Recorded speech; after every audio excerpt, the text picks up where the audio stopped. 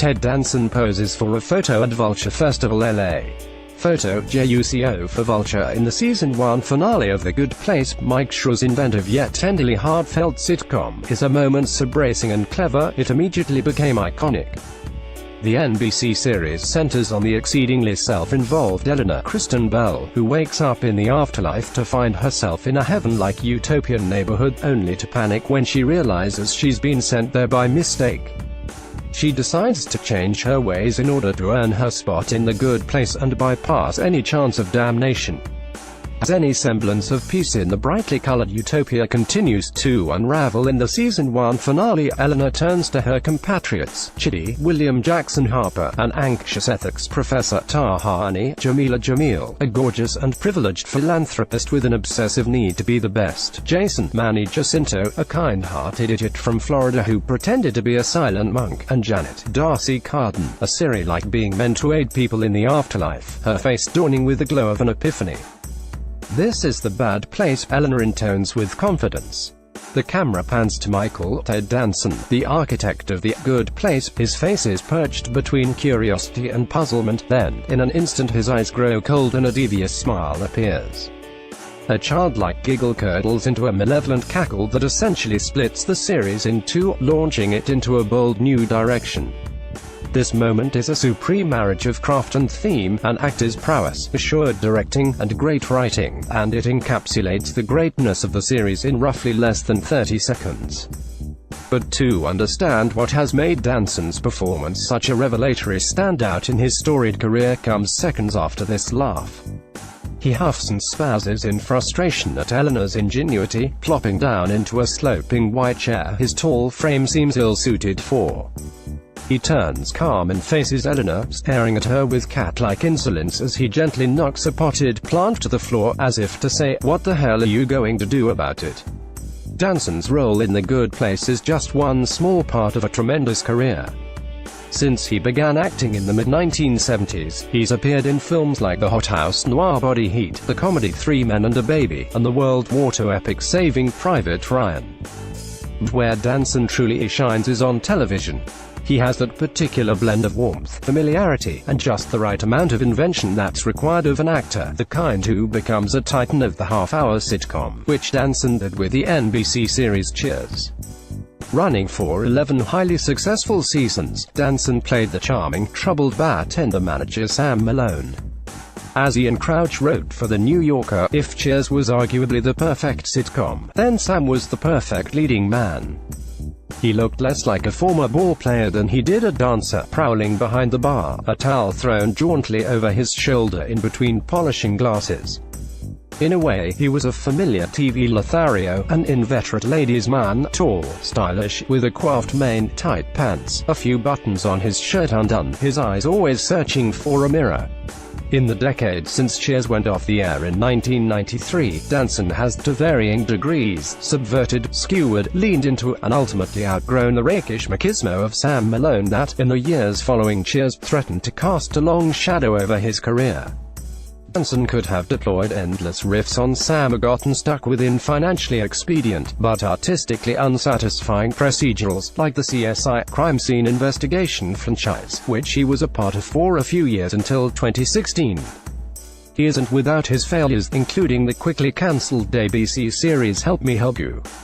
But primarily, he's gone on to find success in roles like the misanthropic titular Dr. Rebecca, the narcissistic billionaire with a heart of darkness on the thriller Damages, which marked a fascinating turn toward darker roles, an emotionally excessive New York editor on Bored to Death, a sunny riff on himself, complicated by self-involved, rancorous qualities only Larry David recognizes, on Curb Your Enthusiasm, and the morally upright sheriff in a world of darkly comedic crime on the second season of Fargo.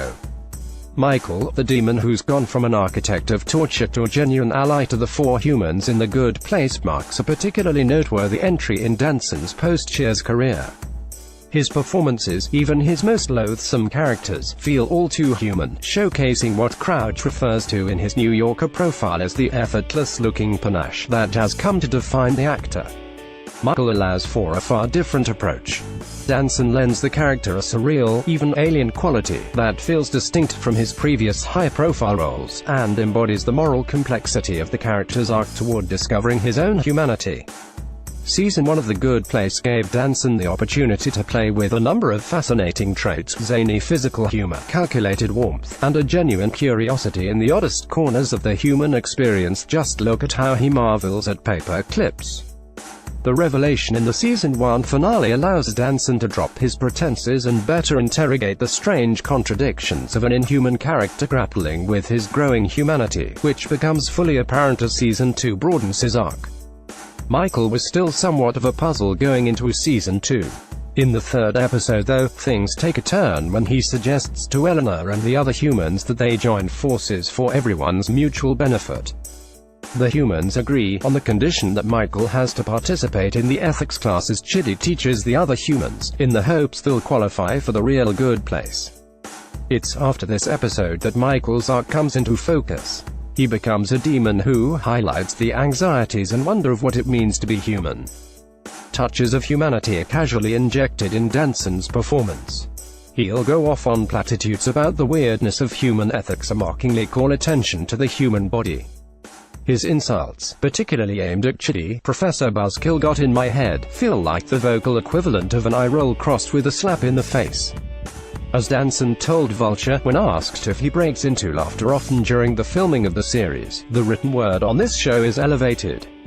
It's not conversational, it's very bright and very elevated, and it's not colloquial. So you have to work your ass off to get the lines down. My focus is so much on getting the words right." He pulls off the heady dialogue with panache, but his performance is notable for more than that. He pivots swiftly between emotions: exasperation, shock, anger, giddy malevolence, with the wonderment of a child experiencing everything for the first time. Danson also plays up that alien quality in his physicality, reminding us that this is a demon in a human suit. Just watch the weirdly elastic way his face shifts from a glare to overwhelming relief at the end of Leap into Faith, when the train pulls away, revealing the rest of his ragtag family is safe, or all the moments he seems especially uncomfortable in his body, as if newly realizing it is ill-fitting. This quality is never better displayed than in the fourth episode this season, Existential Crisis, when Chidi figures out that the reason Michael struggles with ethics is because he lacks a crucial aspect of the human experience: our sense of mortality. To help him understand, Chidi points to the closest thing demons have to mortality: retirement, a rare consequence in which demons essentially die in a rather excruciating manner, which could happen if Michael's boss finds out that he's aiding the humans he's meant to torture. "You're saying I would be no me?" he asks before wailing in anguish.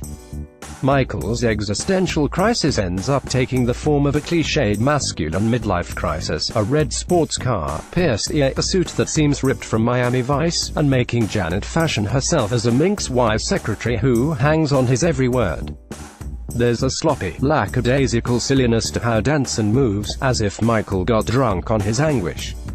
As Season 2 has progressed, Danson's touches of humanity, once casually introduced, have become more deliberately, boldly laced into his performance. Take his conversation with Eleanor at the end of the episode, Derek, when she draws attention to how his desire to simply chat with her is a pretty human thing to do. His eyes dart around as if realizing for the first time just how human he's becoming. Season 2 has granted Danson many moments to play up this aspect of his arc, whether it be in proclaiming Janet a friend or in the way his voice cracks as he apologizes to Chidi at the end of The Trolley Problem. Over the course of the 802 reboots he's put the humans through, his curiosity with them has grown into connection and empathy. He may have started this season deciding to team up for selfish reasons, but he's evolved to genuinely care about these people.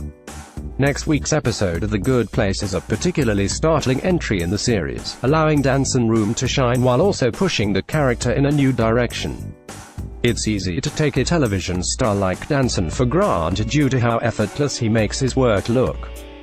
But a star of his magnitude, remember, he led Cheers for 11 years with its finale racking up a record 93 million viewers, and he's been a lasting presence on television ever since then, does not find longevity by happenstance. It takes a curious alchemy to be a TV star, especially one so associated with half-hour sitcoms, which require a blend of familiarity that should never become stale, lest they risk dimming in the mind of the audiences who allow them in the home week after week. And on The Good Place, Danson feels especially wondrous. He's zany yet heartfelt, cunning yet arch, while never forgetting the existential quandaries rooted in the arc of his character. Actors have long subverted the previously relatable images by playing characters that hew toward darkness, and Danson has done this in the years since he played Sam Malone, to varying degrees. But in The Good Place, he pushes his artistry to new heights by taking a different approach. Here's a demon rooted in darkness, who decides to bend toward the light. It's a character gaining a soul rather than sacrificing one on the altar of ambition. Season 2 does more than allow Danson to experiment with heightening the alien qualities of his character. It allows him to consider what it means to be human in the first place. Behind the scenes of The Good Place, Darcy Carden's video of a scene with Ted Danson from Season 1.